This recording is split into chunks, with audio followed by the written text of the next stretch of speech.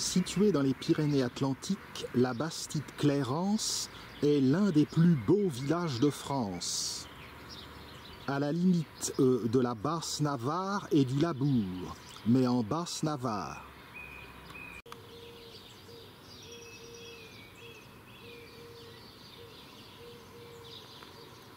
Le village comporte une rue principale qui est très longue et en descente à partir de la place de l'église.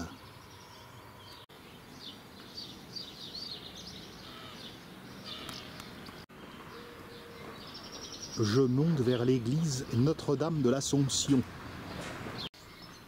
Ici, maison navarraise et labourdine se côtoient. Je rappelle, pour donner quelques éléments, que le Pays basque français ou Iparralde compte 3 provinces, Labour, Basse-Navarre et Soule. Le Labour est la province côtière, le long de l'Atlantique. La Basse-Navarre est à l'est.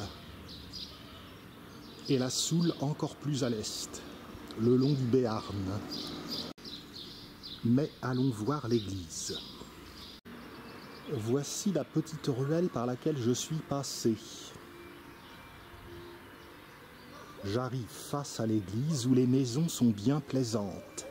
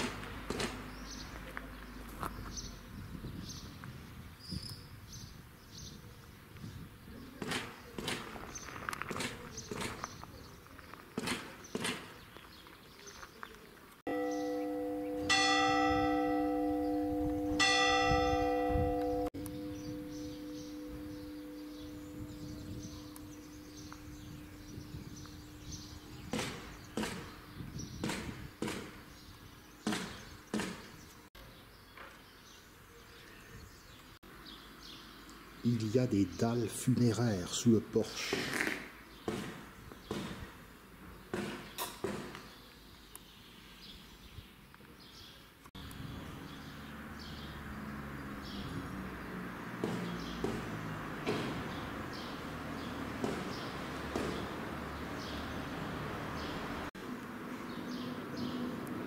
Une odeur d'encens formidable me prend aux narines.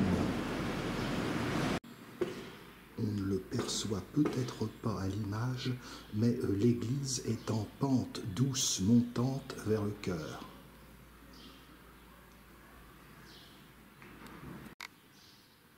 L'église Notre-Dame de l'Assomption est une église basque typique, avec ses galeries de bois.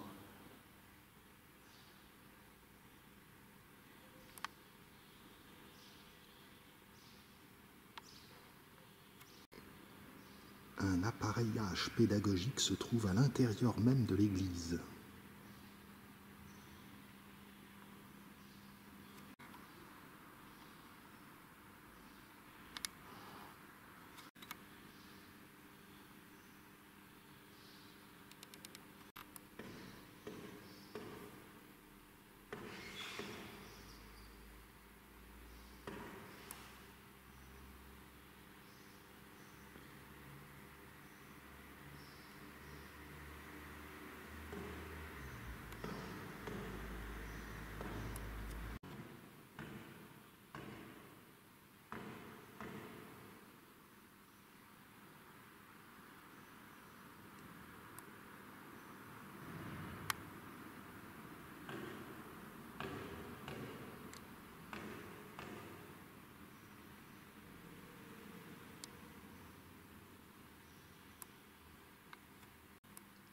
Trompe-l'œil.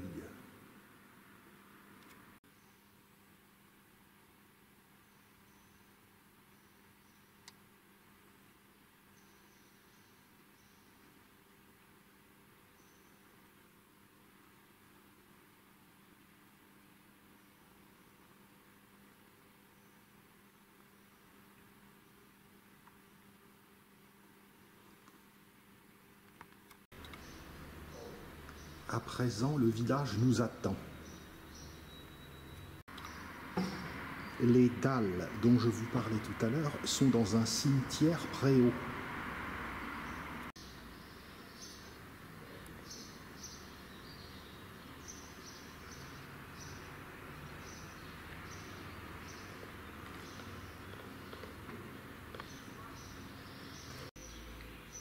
Le monument aux morts se trouve ici.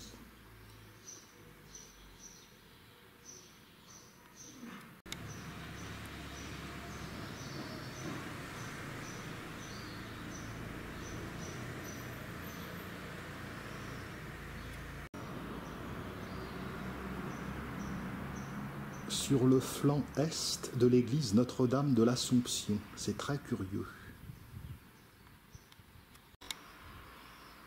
C'est bien la première fois que je vois des tombes abritées comme ceci.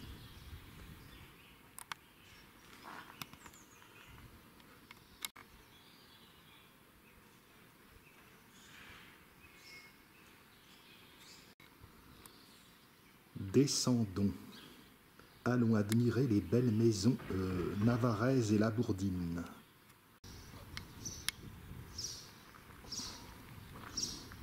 Il y a un cimetière préau de l'autre côté. Il n'a pas tout à fait le même aspect. Ce ne sont pas des colonnes, ce sont des ouvertures. La bastide Clairance a été fondée en 1312 par le roi de Navarre Louis Ier.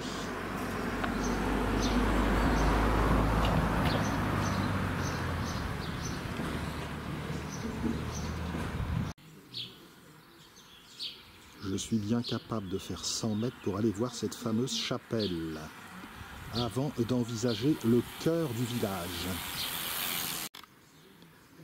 Pour en revenir au fondateur de la bastide Clairance, Louis Ier de Navarre, vous en avez certainement entendu parler, sous un autre nom. En effet, il était fils du roi de France, l'un des fils. Le roi de France était Philippe IV le Bel. Quand Philippe le Bel est décédé 2 ans plus tard, en 1314, Louis Ier de Navarre est monté sur le trône de France. Il portait le nom de Louis X le Hutin, c'est-à-dire le querelleur. Avouons que dans l'esprit des Français, il a laissé peu de traces, mais son nom amuse, Louis X le Hutin. Il paraît qu'il fut plutôt bon administrateur, mais il ne régna que 2 ans, de 1314 à 1316. Il faisait partie de ces rois maudits par les Templiers. J'arrive en vue de la petite chapelle. En attendant de l'atteindre, je vous conte les histoires liées à Louis X le Hutin. Sa première épouse, Marguerite de Bourgogne, le trompa sans vergogne, avec les frères Philippe et Gauthier d'Aulnay. L'adultère avait lieu dans l'enceinte de la Tour de Nesle à Paris, ce qui donna lieu plus tard à une pièce de théâtre d'Alexandre Dumas père et à un roman de Michel Zévaco. Démasquée avec ses sœurs Jeanne et Blanche qui étaient complices, Marguerite de Bourgogne fut enfermée à Château-Gaillard aux Andelys, où elle fut plus tard étranglée. Dans l'intervalle, Louis X, devenu roi de France, se remaria avec une princesse hongroise, Clémence. Voici la petite chapelle. Elle surplombe une petite fontaine. Mais fontaine, je ne boirai pas de ton eau. Pour en revenir à ce brave Louis X le Hutin, il mourut donc en 1316 après avoir bu une eau. Était-elle empoisonnée? A-t-il attrapé froid? On ne sait pas. Ou je ne sais pas. Ban d'époque peut-être. Toujours est-il que lorsque Louis X le Hutin mourut, Ça aurait dû être son frère, Philippe, qui aurait dû lui succéder. Mais l'épouse de Louis X le Hutin, Clémence de Hongrie, était enceinte. Au terme de la régence, quand Clémence de Hongrie accoucha, ce fut un fils que l'on proclama roi sous le nom de Jean Ier. Jean Ier le posthume, puisqu'il était né après le décès du roi Louis X, son père. Cependant, le nouveau-né eut une courte existence, 5 jours. C'est qu'il faisait partie de ces rois maudits, le pauvre. Et ce fut donc le frère de Louis X qui devint roi sous le nom de Philippe V le Long, un nom plutôt comique, d'après l'expression de Michel Zévaco. Rebroussons chemin et allons donc voir l'un des plus beaux villages de France.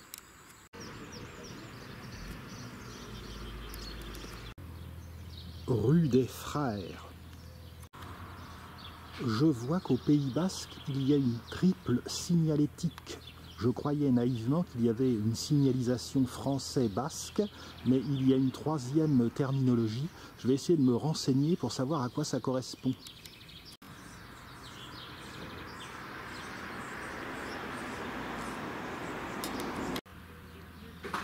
Le village de la Bastide-Clérance compte de nombreux ateliers d'artistes. S'il y a bien pan de bois et encorbellement, les maisons basques sont loin de ressembler aux maisons normandes que je côtoie d'habitude. Il y a aussi des maisons de pierre.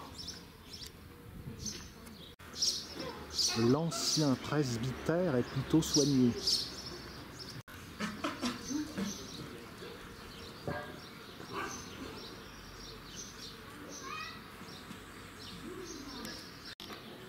Vieille porte cloutée. Mes glandes salivaires sont en action. Macarons à l'ancienne sans farine ni matière grasse. Tant qu'elles ne sont pas roulées sous les aisselles, comme les doubichous de Sofia, ça va. La maison dite médecin attire par ses croix de Saint-André.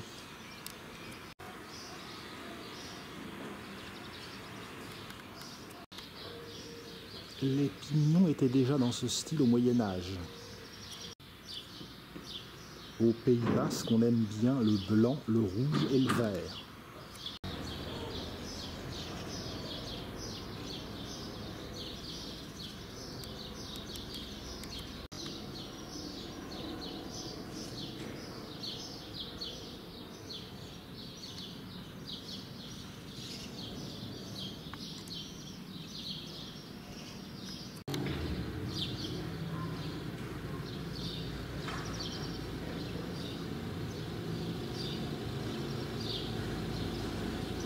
C'est bien la première fois que je lis des paroles de Louis X le Hutin. Il voulait dire par là qu'en fondant la Bastide, les habitants seraient exemptés d'impôts pour les attirer. La belle rue Notre-Dame nous conduit sur la charmante place des Arceaux.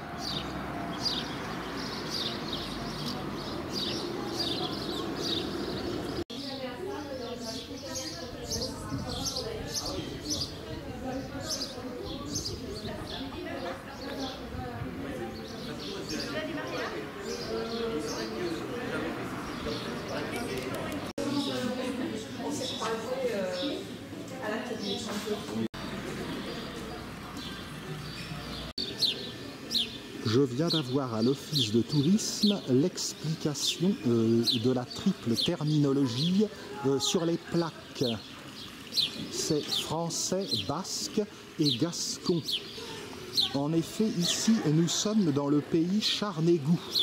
C'est une sorte de pays métis où le gascon s'est mêlé au basque.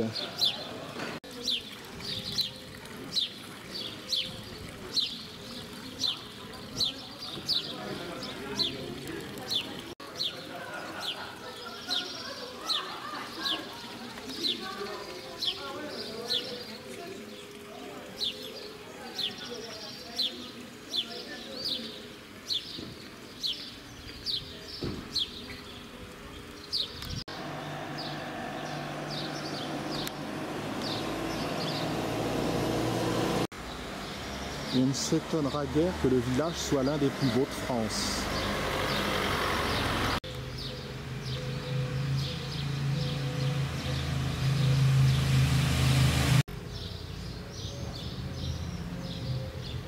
Pas de doute, nous sommes au Pays Basque.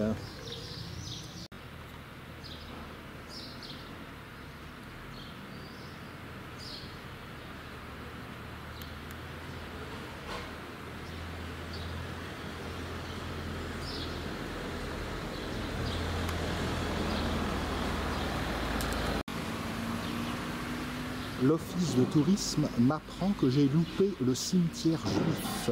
J'irai le voir en remontant.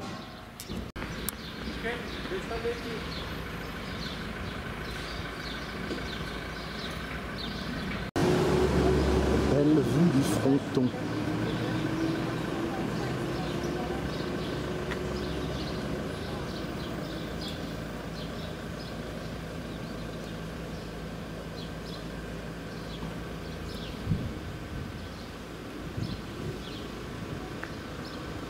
À présent, je vais aller voir le lavoir.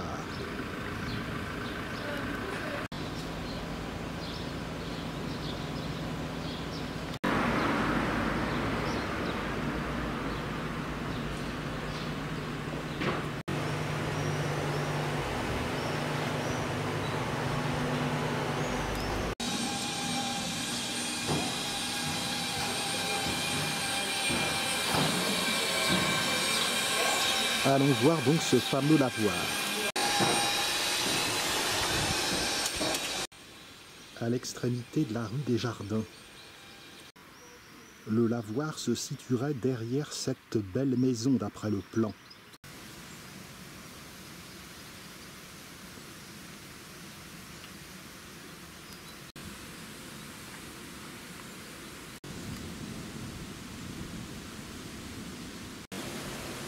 On parvient en vue de la Joyeuse, affluent de la Dure. Apparemment, va ouvrir ici une manufacture, musée, moulin du chocolat. Très prochainement.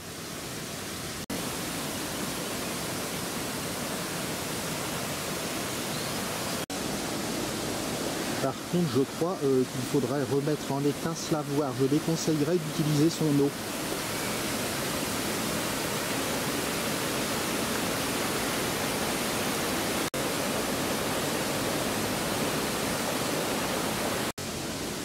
Retour dans le village, regagnons la rue Notre-Dame.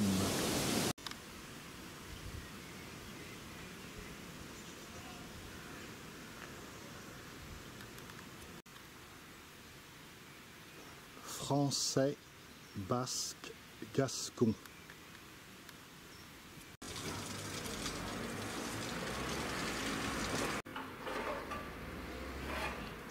Beaucoup de restauration en ce moment dans ce village.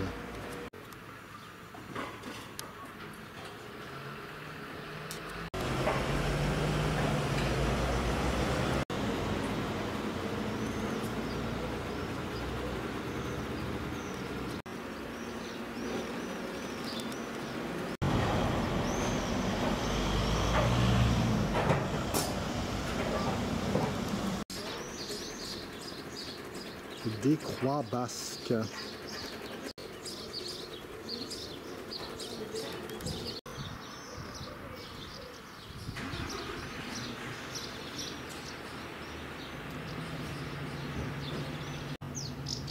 Nous allons parvenir près du pont.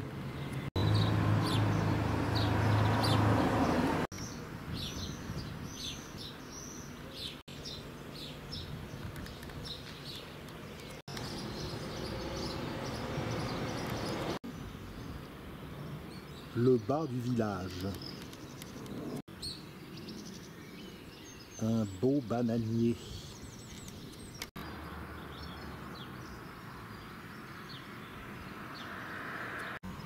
Le pont que nous allons voir est le pont de Port. Si j'avais 9 vies comme les chats, comme j'aimerais faire toutes ces excursions, avoir le temps. Quoique finalement c'est un mauvais plan. Si un chat vit 15 ans, 9 vies finalement, ça ne fait pas si long que ça. nous allons rejoindre les bords de la Joyeuse. L'endroit est truffé de ces petits panneaux pédagogiques qu'en général on n'a pas le temps de lire, mais quand on se déplace à proximité, ça peut toujours être utile. Le site est ombragé et tout à fait charmant.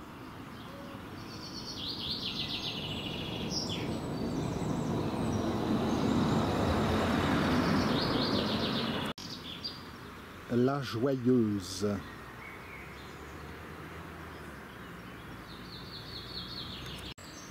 Rien que le fait de couler au Pays Basque ne justifie-t-il pas son nom?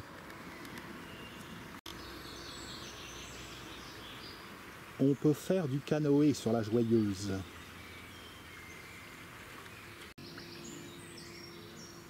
Mais je vais pouvoir me mettre au régime.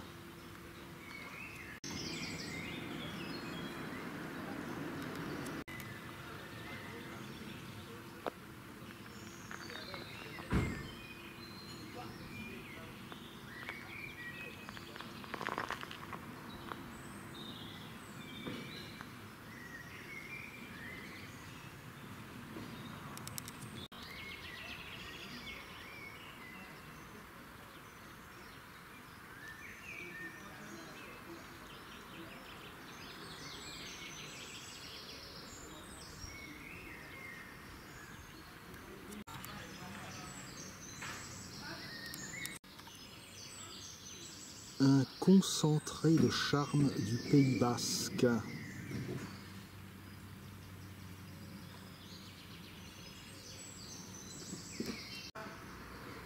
Remontons dans le village et gagnons le cimetière juif. Pour cela, je vais emprunter une autre rue que la rue Notre-Dame.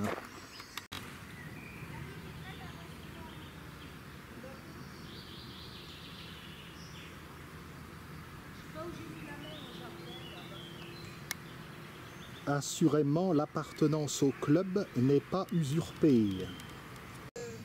Le département des Pyrénées-Atlantiques compte pas moins de 5 plus beaux villages de France. Il y en a un dans le Béarn qui est Navarinx. En Pays Basque français, Iparalde, il y en a 4. Labastide-Clairance, donc. Saint-Jean-Pied-de-Port, ultime étape française des Jacquards, les pèlerins de Saint-Jacques-de-Compostelle. Et dans le Labour, il y a aussi Sarre et Hainaut.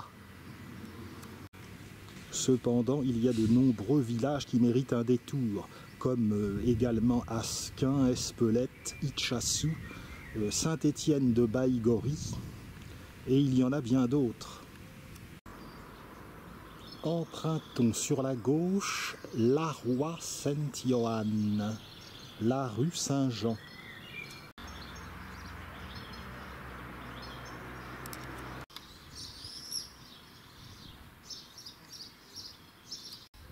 Des petites sentes permettent de rejoindre la rue Notre-Dame. Direction le cimetière israélite. En effet, des juifs séfarades s'étaient réfugiés dans les temps anciens au Pays Basque français. Belle porte ancienne.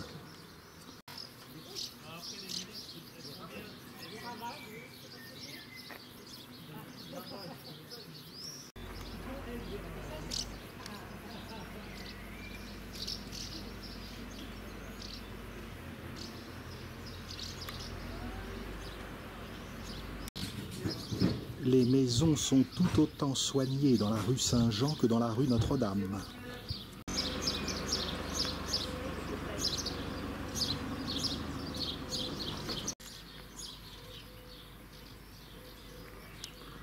Tout est bien blanchi. Rue des Jardins, celle qui de l'autre côté mène au lavoir.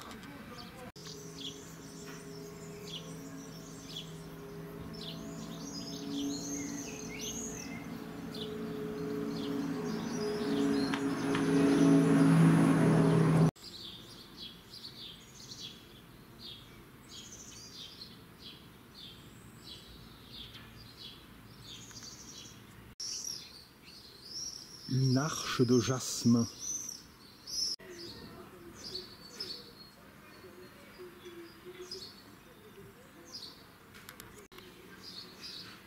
Les encorbellements.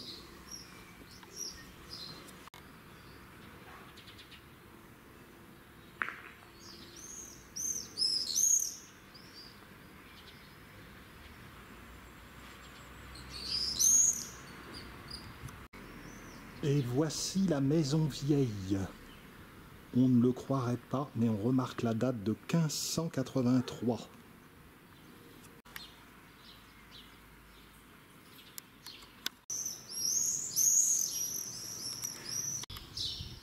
Joli aspect de la rue de Jésus en faisant un pas de côté vers la place des Arceaux. Mais donc, allons voir le cimetière israélite.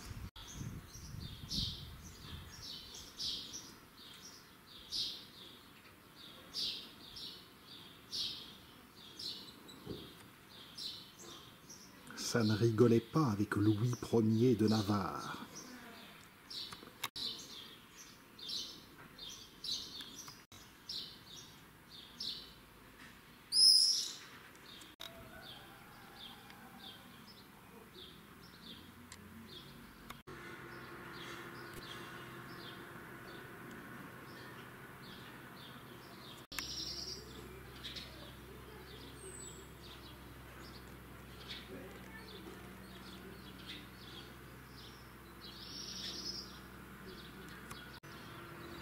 Nous rejoignons la rue de l'Église, au bout de la rue Saint-Jean. Le cimetière israélite se trouve derrière le cimetière chrétien.